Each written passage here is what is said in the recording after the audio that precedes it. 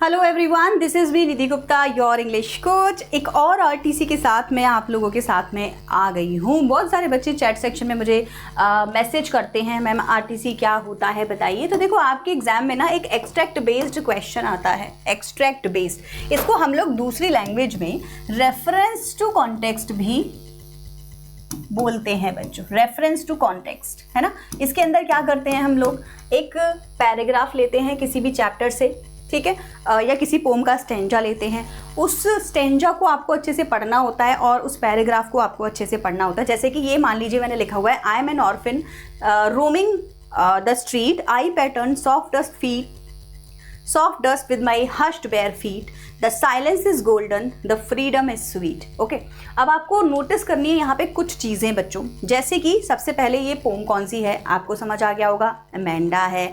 उसके बाद में इसके पोइट कौन है, चैट सेक्शन में जल्दी से सब लोग मुझे लिख के देंगे कि इसके पोइट कौन है।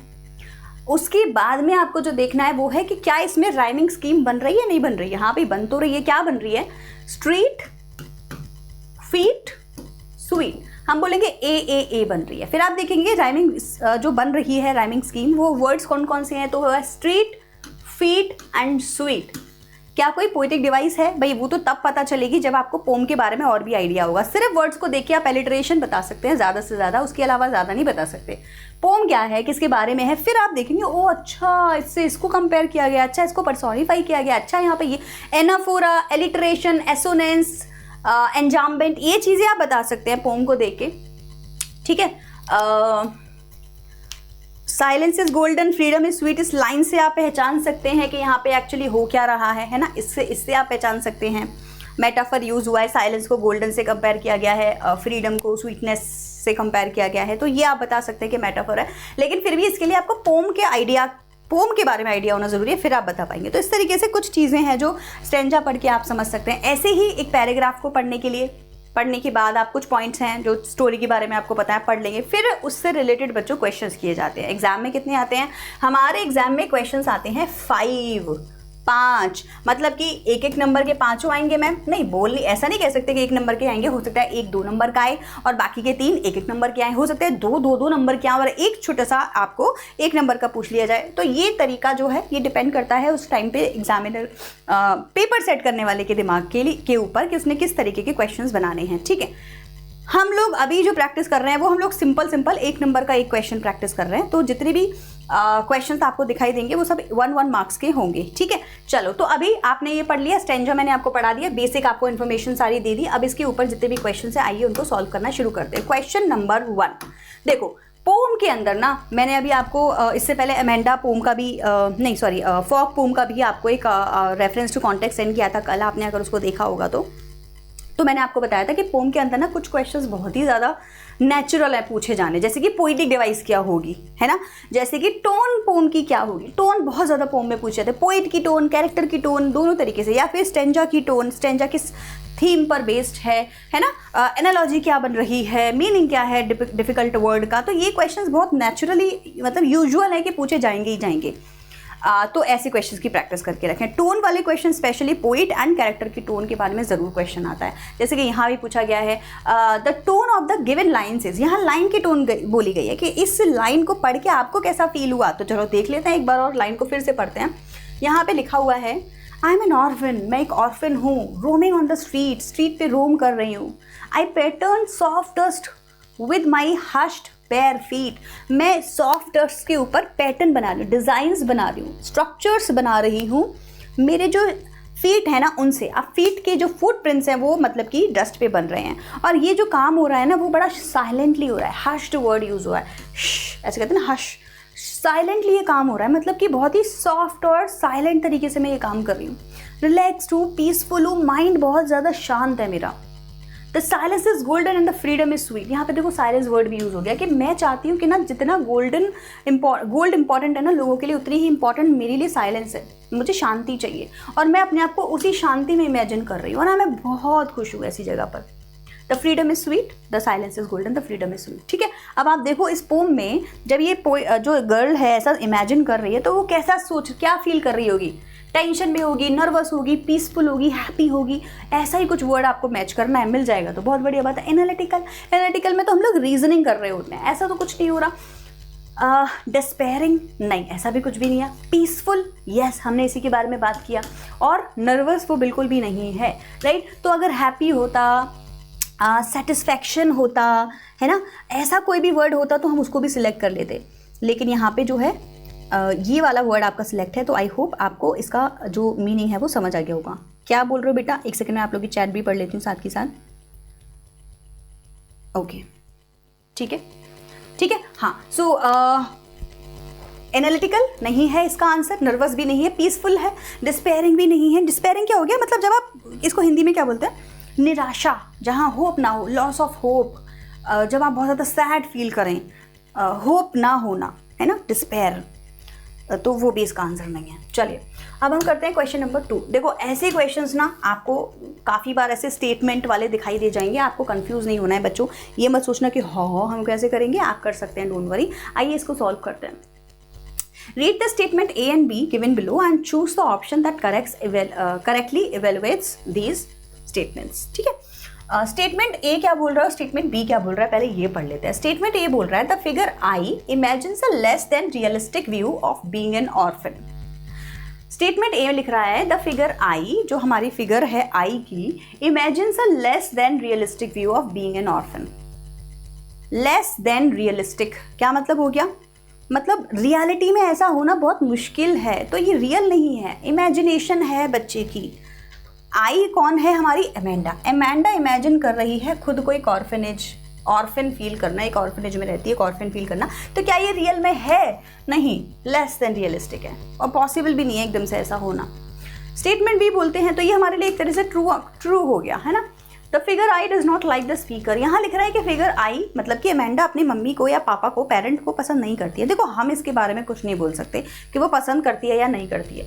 बच्ची अगर अपने मन में ही कुछ सोच रही है, ध्यान रखना, आंसर समझो अच्छे से, अपने मन में कुछ सोच रही है और पेरेंट्स की बात नहीं सुन रही है, तो इसका मतलब हो गया वो पेरेंट्स को अच्छा पसंद नहीं करती या पेरेंट्स को बहुत पसंद करती है। हम इसके बारे में कुछ नहीं बोलेंगे क्योंकि पोम में इसके बारे में हमें कुछ भी नहीं बताया गया है।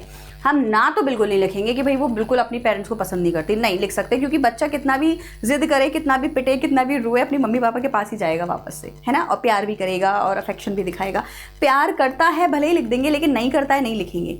तो हम ना पॉजिटिव में आंसर देंगे ना नेगेटिव में आंसर देंगे। अब आप देख लो आपके पास कौन कौन से ऑप्शन है। A is true, B is false according to the context. A is true ठीक है, लेकिन बी इज फॉल्स हमने बोला ना, हम मना नहीं करेंगे। A is true, B can not be clearly inferred from the extract, हाँ मैं तो इसके साथ जाऊंगी। A can not be cleared from the extract, B is false. A is true and can be inferred from the poem, B is true too. Does not like, नहीं ये भी नहीं है, ठीक है। तो हमारे पास में जो बी ऑप्शन है बस यही है जिसमें हम बोलेंगे कि भाई ए बिल्कुल सही है, और जो बी है हमें नहीं पता एग्जैक्टली पोम में ऐसा कुछ लिखा हुआ है कि नहीं लिखा हुआ, तो हम इसके बारे में कुछ नहीं बोलेंगे। आई होप आपको समझ आ गया। बी आपका करेक्ट आंसर बच्चों होगा, ठीक है। आइए चलिए नेक्स्ट करते हैं। क्वेश्चन नंबर 3 है the golden silence is contrasted with the what. तो यहाँ पे आपने देखा होगा पोम के अंदर एक वर्ड लिखा हुआ है गोल्डन साइलेंस, ठीक है। अब आपको बताना है कि इसको किससे कंट्रास्ट किया गया है। The golden silence is contrasted with what, तो किसके लिए यूज हुआ है बेसिकली आपको ये बताना। Chaos of the street, street पे जो कियोस हो रहा है उससे कंपेयर किया गया है इसको, उसके कंट्रास्ट में यूज किया गया है कि उसके अंदर साइलेंस है। कंट्रास्ट इंस्ट्रक्शंस रिसीव, तो हमें स्ट्रीट के कियोस से तो कोई मतलब ही नहीं है, उसको एक्चुअली हो क्या रहा है, कॉन्स्टेंटली मदर के इंस्ट्रक्शंस मिल रहे हैं, और इसीलिए इससे कंपेयर करके वो खुद बोल रही है कि गोल्डन साइलेंस होता है, साइलेंस गोल्डन होता है। तो ये आपका एक्चुअल आंसर होगा। स्वीटनेस ऑफ फ्रीडम की बात नहीं है एंड हश्ड बेयर फीट की बात नहीं है, तो बी आपका बच्चों करेक्ट आंसर यहाँ पे आपको दिखाई दे रहा होगा, ठीक है। आइए question number 4, the rhyming scheme A in the above extract is followed in the other stanzas of the poem that are written in parenthesis Y. तो देखो ये तो आपको पता ही है कि जो अमेंडा की 3 लाइनें लिखी हुई हैं जो वो इमेजिन कर रही है, उनकी जो राइमिंग स्कीम है वो AAA है, ए, ठीक है। बैटरी आती है AA, तो ये जो राइमिंग स्कीम है बच्चों ये AAA है, ये तो आपको समझ आ गया होगा। ए की राइमिंग स्कीम है। अब आपको ये बताना है कि हर स्टैंजा में ही ए क्यों यूज़ हो रहा है, और हम इसको पैरेंथेसिस बोलते हैं। आई होप आप सबको पता है पैरेंथेसिस क्या होता है, मैंने आप लोगों को पोम पढ़ाते टाइम बताया था।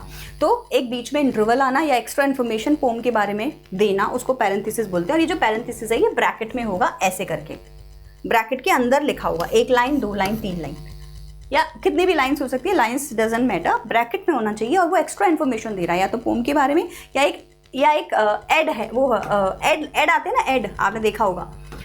किसी भी सीरियल को जब आप देखते हैं या कोई भी वेब सीरीज देखते हैं, बीच बीच में ऐड आते हैं, ये बिल्कुल उस ऐड की तरह है जो आपको एक्चुअल जो पोम का फ्लो चल रहा है उससे थोड़ा अलग कर देता है। हो सकता है उसके बारे में इन्फॉर्मेशन दे रहा हो सकता है कुछ और आइडिया दे रहा हो सकता है कुछ कंट्रास्ट आइडिया किसी और के चल रहे हो। जैसे इस केस में मदर डांट रही है, अमेंडा के कॉन्स्टेंटली अपने आइडियाज़ चल रहे हैं अलग अलग, है ना, वो अपने इमेजिन कर रही है, सोच रही है, तो उसको हमने पैरेंथेसिस में लिखा।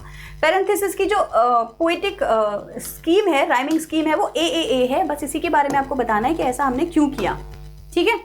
Question 1, option 1, it shows the simplicity of the child's thoughts. भाई बात तो सही है, ए उसकी थॉट के बारे में पता चल रहा है। तो हम देखें 1 किस में है, 2 में 1 है, पहले में और दूसरे में, okay. It reflects the harmony and rhythm of the child's inner world. ये ज़्यादा अच्छा है, चाइल्ड के अंदर जो हार्मनी है और रिदम है उसके बारे में ये बात कर रहा है, और वो एक राइमिंग में रिदम में चल रही है। तो रिदम में चलने का मतलब है वो बोल रही है feet then street then sweet, है ना, तो रिदम उसके अंदर है और हार्मनी उसके अंदर है, उसी की बात है। हार्मनी मतलब silence and mental peace. Mirrors child's expressions, ये भी हो सकता है कि भाई हम क्या कर रहे हैं ना, चाइल्ड के एक्सप्रेशंस की बात कर रहे हैं, वो क्या सोच रही है अपने मन में, वो सीधी सादी छोटी सी बच्ची है तो ज़्यादा कुछ और नहीं कर पा रही है, बस एक ही राइम में सोचे जा रही है, एक ही तरीके से सोचे जा रही है। ये मुझे ज़्यादा, एक्चुअली मेरा आंसर ना फर्स्ट और सेकेंड मुझे ज़्यादा पसंद आ रहा है। और थर्ड है it highlights the poets aesthetic sensibility. ठीक है, मतलब एस्थेटिक सेंसिबिलिटी, एस्थेटिक का मतलब होता है एस्थेटिक ब्यूटी, है ना, कुछ आपने क्रिएशन किया हो तो सेंस नहीं है यहाँ कोई। अब 1 2 3 में करेक्ट आंसर आप लोग को ढूंढेंगे तो हमारे पास में बी और सी दोनों ऑप्शन अवेलेबल है बच्चों।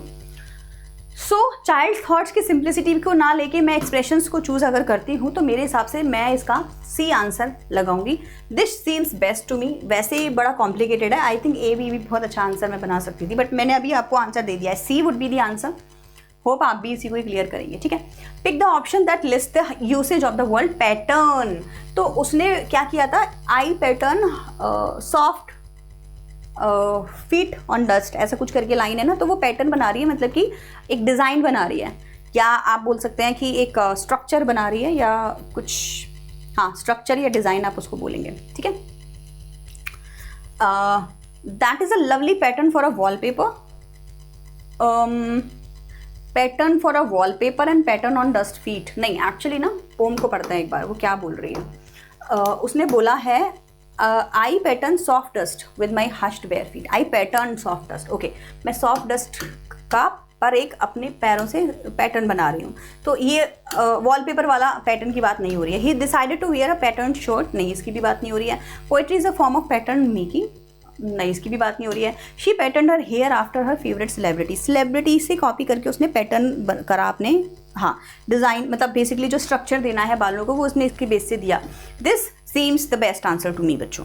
So A B C D में से D would be the correct answer. चलो अभी हमने किए हैं 5 क्वेश्चन। एज यूजुअल आपको मुझे बताना है how much did you get out of 5 in this RTC. Once done let me know in the comment section. And ऐसे ही आरटीसी में आप लोगों को कराती रहूँगी। अगर आपको ये सीरीज सच में अच्छी लग रही है तो कमेंट करके मुझे बोला करो कि मैम पसंद आया, अदरवाइज मैं बंद कर दूँगी ये वाली सीरीज़ पढ़ाना नहीं बंद करूँगी ये वाली series. But I am sure आप सबके लिए ये जो सीरीज़ है वो बहुत हेल्पफुल है। आपको नई नई तरीके के आरटीसीज़ में हर क्लास में देती हूँ और आप लोग इससे काफ़ी कुछ सीख रहे होंगे। मैं मिलूँगी आपसे नेक्स्ट वीडियो में एक और आरटीसी के साथ। Till then bye everyone and take care.